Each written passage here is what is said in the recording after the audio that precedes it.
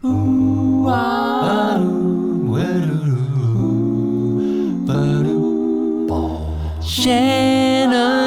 Lumber Industry Update. Hey everybody, welcome back to the show. It's episode 127, and I'm featuring Eastern Cottonwood this time. Little bit different this time. I often will do a regular show and kind of, shoehorn in the particular species that we're talking about. And I don't want to do that. I want to shine a little bit more light on these species that we're talking about. If possible, take some time to show you how they work, take you some time to get a little bit more in depth with the actual species that we're talking about. So I'm featuring Eastern Cottonwood. There is the sticker that Patreon subscribers, Patreon sponsors will be getting in the mail. This is your sticker for the month of June. You will be getting another one for the month of July. Due to the travel that I've had in the month of June, these stickers will be going at the same time as the July species. So let me kind of preface this. I don't want to call it a new format because I don't know how often I'm be able to do this, but let me say this, that while this is both an audio and a video podcast, this one might be better to watch on YouTube because of some of the footage that I was actually able to capture from the field, reporting live, well, not so much live, from the field underneath cottonwoods. So before I jump into a bunch of that stuff, let's talk the nitty gritty. Let's go through the details on the Eastern Cottonwood. Let me get my notes here. So in general, when we talk about cottonwoods, there's really two species. There's the black cottonwood that grows in the Pacific Northwest, and then there's the Eastern Cottonwood. And when most people just say cottonwood, they're referring to the Eastern Cottonwood, or the Populus deltoides. This is found all across the Midwest. It's found in some parts of the East. It's found into the West and the eastern part of like the Rocky Mountain states. You'll even find it in the Rocky Mountain states, although the pine trees, specifically the ponderosas and lodgepoles, tend to take over at that point. One thing about the cottonwood is it grows best in a riparian area, meaning it needs moisture. So it's kind of the giant of the prairies and often was an indicator of where there might be moisture. So for early pioneer settlers, they saw a stand of cottonwoods and they knew I can probably find a stream there, or I might be able to dig and get a well to work if I'm setting up my homestead. It definitely needs that moisture to grow.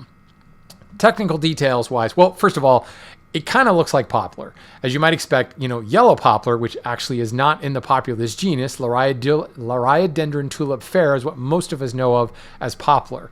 This is a true poplar in the Populus genus, similar to aspen, quaking aspen, or Populus tremuloides. Eastern Cottonwood, Populus deltoides, is going to be very, very similar in appearance. And basically, here's a big old slab of it. It looks like this.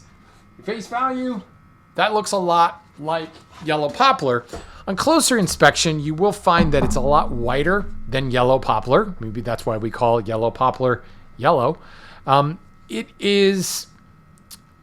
It's bigger, I find. Well, I can't really say that. I've got some pretty large yellow poplars out in my neck of the woods. This one really is meant to grow in wild riparian areas. You will find it in slightly more arid climates as well, where there is water. It's definitely a prairie tree.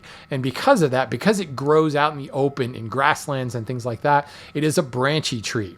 So from a grade perspective, you're certainly going to find a lot more knots. You're going to find a lot more crotch figure. This slab, oh, it's heavy, is a piece of crotch figure right there. Now I've got a slightly green shade of light shining on this, which is changing the color. Don't worry, we'll get a closer look at this slab a little bit later in the show.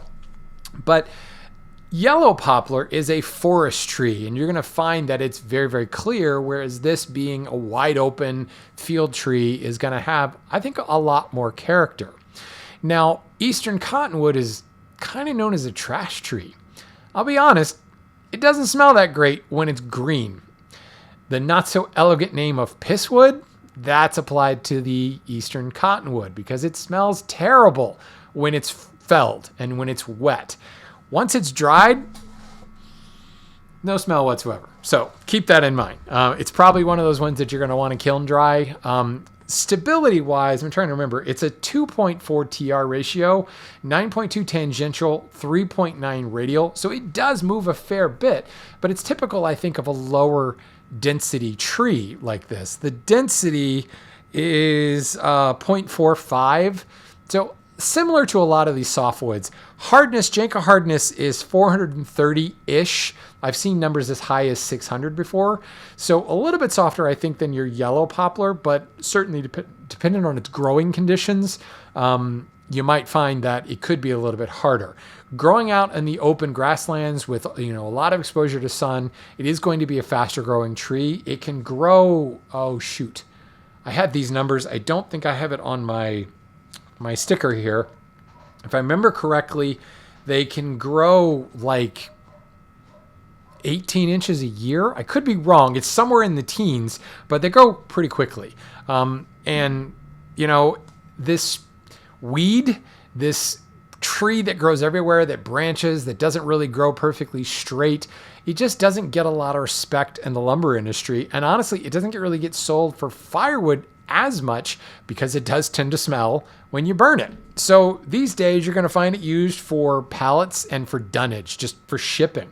Not a lot of uses outside of that, but the urban forestry movement is now making these cottonwoods available. Bandsaw mill owners out there are cutting this tree down because it does grow everywhere and it does come down in storms and things like that. And I honestly didn't have to search very far before I was able to get this particular slab just off camera of cottonwood.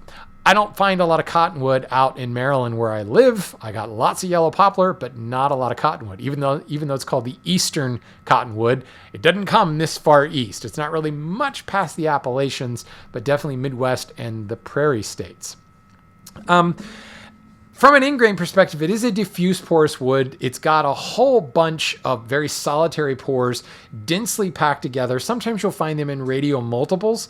The parenchyma is kind of marginal. It's almost indistinct, but it can be used to help define the growth rings. So you'll find those pores scattered all over the place and the parenchyma kind of running through it. But because it's so densely packed, sometimes you got to look a little close, definitely some magnification to have it show up nicely. Very small rays, uniform and closely spaced. You really can't see them in a quartered face or even on a flats on face. They're basically invisible, like you find a lot of diffuse porous woods. Alternatively, certainly yellow poplar is an option. The black cottonwood growing out in the Pacific Northwest is an alternative. You're going to find that tree is a little bit harder than the Eastern Cottonwood. Black willow is actually kind of a dead ringer for this. Black willow is also a riparian species, and you'll find a lot of similarities there. Aspen, of course, is a brother, Populus tremuloides, to the Populus deltoides that is Eastern Cottonwood. Aspen is going to be lower density, much whiter wood, also not nearly as large. You'll find that aspen boards are going to be quite narrow, whereas the cottonwood tree, it can be huge. It can grow up to 200 feet tall. It can be 5 to 6 feet in diameter, so you can get large slabs. This slab is just under 20 inches wide, and that's at the crotch. This part at the bottom is probably 15 to 18 inches wide. And it's a cross section. I've got 2 live edges on it. So that's kind of a medium-sized cottonwood tree. Another alternative is basswood. Certainly, or linden, if you're on the other side of the pond. Basswood is going to be a uniform species, similar kind of yellow, creamy color, although basswood you'll find will be very free of knots and super, super homogeneous in density. But from an appearance perspective, you will find a lot of similarities to it. On the whole, though, this species is just not commercially traded very often. And it kind of makes me sad because it's a tree that kind of defines the prairie states. And it's a tree that doesn't get a lot of respect because it's not clear. But as evidenced by this slab that I have and the time that I've had to work with it, it is a beautiful wood to work. In fact, it actually works better with hand tools than I find it works with power tools. But enough about all that. let's jump into the field and let's learn a little bit about the cottonwood tree itself. Reporting live from the field beneath our featured species, the Eastern Cottonwood. I'm actually standing in a copse of trees out in De Smet, South Dakota, where, not reportedly, it's said that these trees behind me were actually planted by Charles Ingalls, or if you watch the TV show, Michael Landon.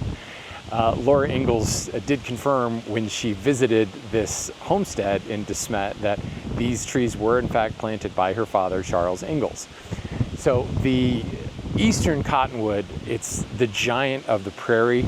Formerly it is Populus deltoides, known for its little triangular shaped leaves. Let's see if I can get some for you here.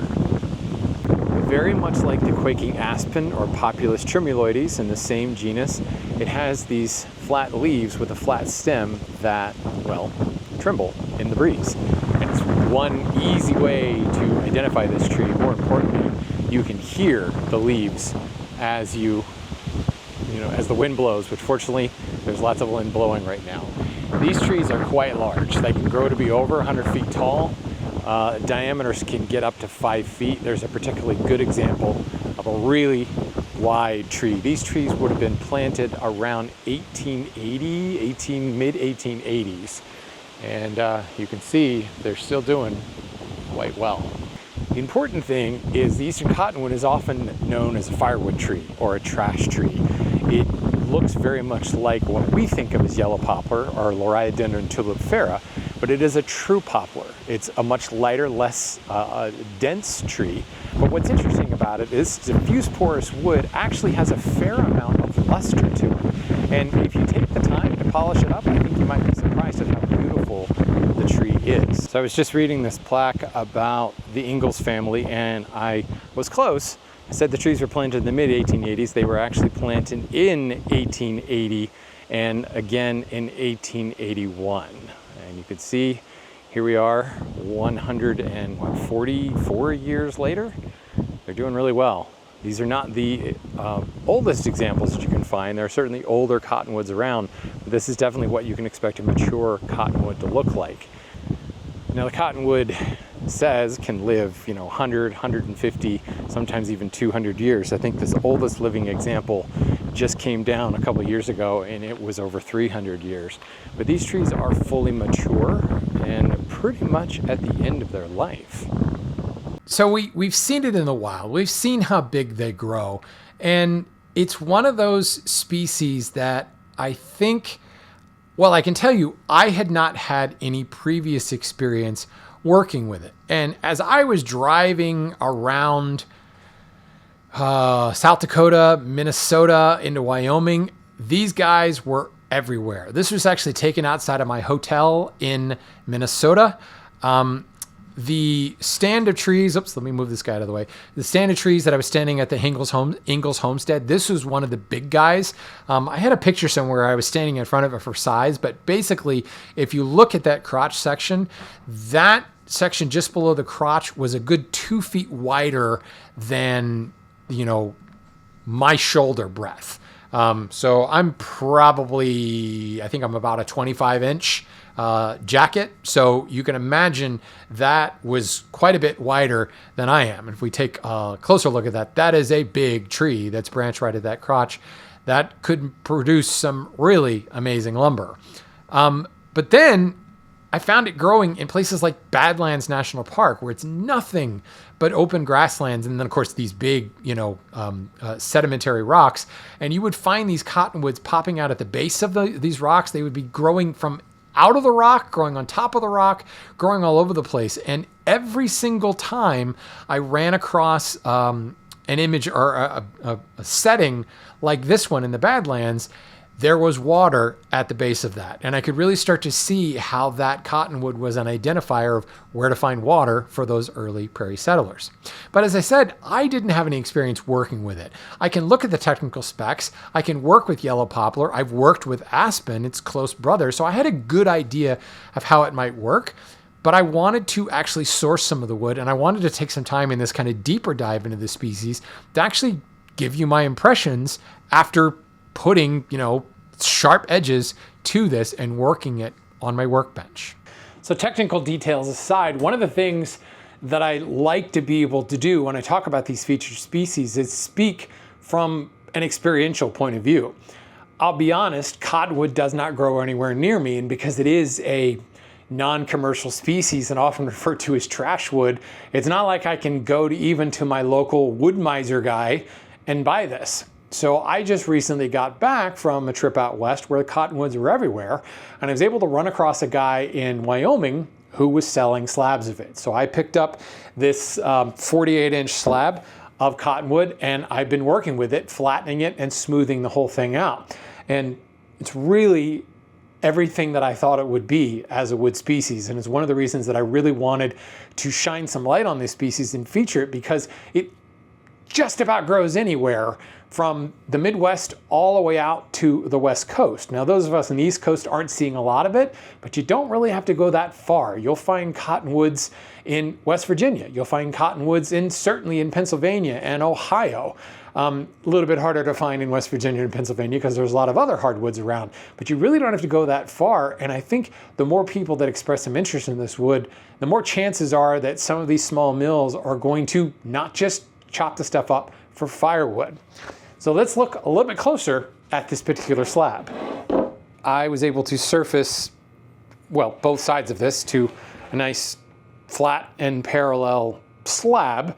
I'll probably end up cutting it up and using for other things later, but one of the things that I can say about cottonwood is, yes, it's a low density, it's a softer wood, and it actually works better with hand tools. Let me see, is it this? No, it's this opposite face. I ran this through my 20-inch planer, and it's a helical head planer. It did okay, but I definitely saw some tearing in certain sections, as to be expected with such a soft wood.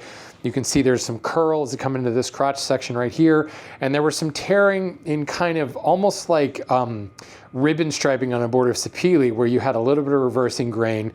That would have been substantially worse with a straight knife planer. Now this face, I planed entirely by hand, and it was super easy to work with. Now, of course, a freshly sharpened hand plane makes everything super easy to work with, but I didn't have any issues with the reversing grain as it came into this really curly, kind of crazy crotch section here, and even this section of bark inclusion, which obviously the softer cambium layers, as I planed it, it pulled it out of there, but I probably would want to do that anyway. It planed up without having to change directions or having to use any of my typical tricks I employ to eliminate tear out. So cottonwood, while it may get kind of a bad rap as being a super soft wood, I actually think that it's a better wood to work with hand tools. And of course, as a hand tool user, I'm kind of on board with that. And at face value, this does look a lot like poplar. I mean, granted, yellow poplar is not a poplar, truly. This is a true poplar, but it's to be fair that they would be somewhat similar in appearance. But the difference between this and yellow poplar, and even some of the other true poplars like aspen, is the grain when finish is applied. The luster, and in some respects, certainly I've got figured grain down here, the chatoyancy that comes out of this board, you don't get this in, plain aspen, or certainly in your typical piece of poplar. And this is what truly makes cottonwood an interesting species to me, is this natural depth that comes when finish is applied. There's more than meets the eye to this humble weed, as some people may refer to cottonwood. This color that I'm getting is really, really beautiful, and I think really makes this wood stand on its own as something that could be used in a tabletop. Certainly it can be used for utilitarian purposes like legs and aprons and things like that, but with the variation in grain that you could see in this species, and for the fact that it is kind of a knotty tree that grows out in the open, you can have a lot of character, and in each one of these character spots, we get that incredible luster that comes out of the board. So there we go. It is actually a species that I find works better at hand tool paste. Sharp blades are always going to be, the winner in this, but I think the higher RPM, the higher torque of a power tool is going to not react as well with the lower density of cottonwood, with the possible gnarly kind of field tree type grain that you might find on a cottonwood. Working at lower torque, lower RPM, 1/15 horsepower of your typical hand tool woodworker, the cottonwood works absolutely beautifully. And because there's so much character, because there's so much to be expected of a field tree like this, every board is going to be a little bit different. So I know that it's sometimes known as pisswood. I know that it's sometimes known as a weed. I know that the cottony fibers that encase the seeds just tick people off in the Midwest because they get everywhere, especially in seeding or mast years. I get it. I saw the cotton stuff flying all over the place, and I was there in late June, and a lot of it had started to die down at this point. But man, if you look a little bit closer, if you find some local sawmill owners, you might be surprised how many of these cottonwood boards will show up. And like I said in the previous segment, the more people looking for cottonwood, the more of these micro mill owners are selling cottonwood, the more they might actually not overlook it and might saw it into boards. So just a reminder, the cottonwood species sticker is going to be mailed out to any of my Patreon supporters at the walnut level during the month of June. If you're interested in sponsoring this show, you can just go over to lumberupdate.com. You can find the link to Patreon there, or you can just go straight to patreon.com/lumberupdate and sponsor the show there. And while I've got this little graphic up, please keep the questions coming. Certainly, if you've got questions about cottonwood, now's a good time to ask them. I'll cover them in subsequent shows. But go to lumberupdate.com. You can submit questions via form there. You can also just email me at lumberupdate@gmail.com or hit me up on Instagram at lumberupdateshow. Love to hear your questions. They definitely keep the show interesting. They keep me on my toes, and I want to keep hearing them. So let's just remember there's a lot of trees spread all over this world that might be viewed as trash wood or might be viewed as weeds. And with this kind of micro mill movement that we have now, we get a chance to tap into some of these woods and uncover some real gems. And I think Eastern Cottonwood is one of those. Thanks for watching. Thanks for listening, everybody. And we'll see you next time.